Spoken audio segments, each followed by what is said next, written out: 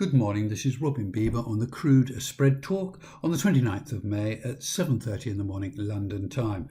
Generally speaking, structure across the crude arena is looking pressured or vulnerable depending on where you look. The back looks more pressured than the front, but the front looks as if it might just be running out of steam, though still stable. So for example, July Aug WTI here is doing well, but it needs to close over minus 31 to really have upside. It's flirted with this area frequently and it's beginning to look toppy. Its stochastic is just positive. Key here is so long as it's above the 8 day at minus 42, it's okay. Were it to take that out, then the odds are that we'd run down to the 13 day at minus 58. The 60-minute chart here is suggesting some downside pressure early this morning. On Aug WTI, pretty much the same thing. It's never reached its gap at minus 33. It may do yet.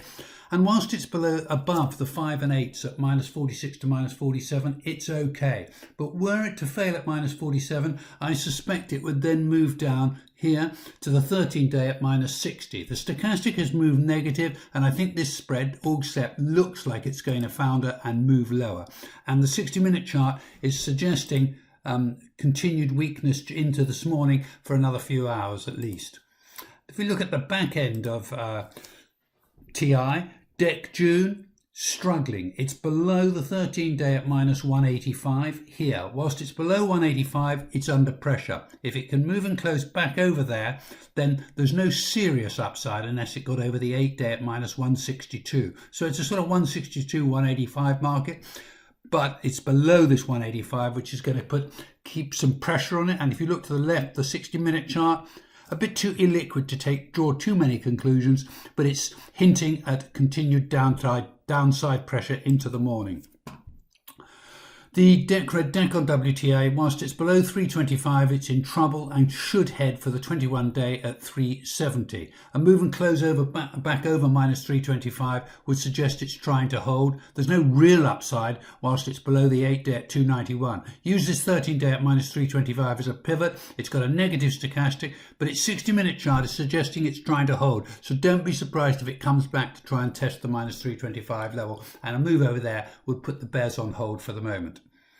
Now moving over to crude Brent, and the Aug is looking toppy.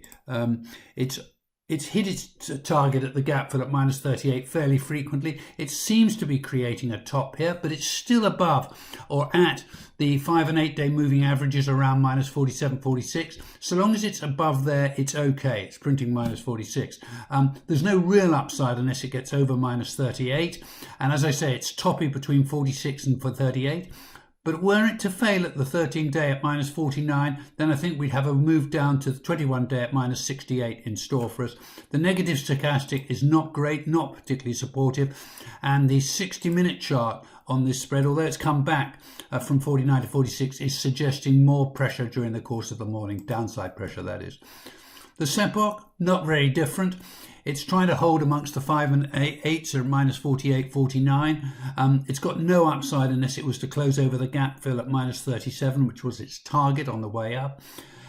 It looks vulnerable to a move back to test the 13 day at minus 53. And were it to close below minus 53, I think you'd see downside to minus 66. So that minus 53 13 day is a key pivot for it. And the DEC June Brent is struggling.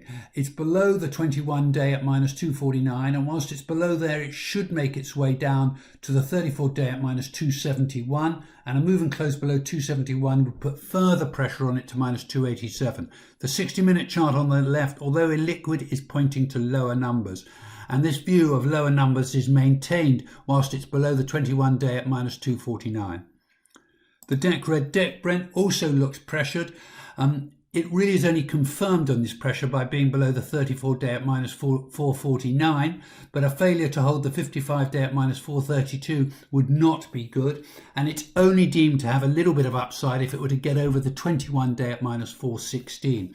It's corrected higher over the previous week or two, failed, and has now moved back to more tenable support. The jury's slightly out on it, but a move and close below minus 449 would be bad news and bearish for the red DEC Brent. That's all for today, folks. Good luck, good trading, and bon appetit.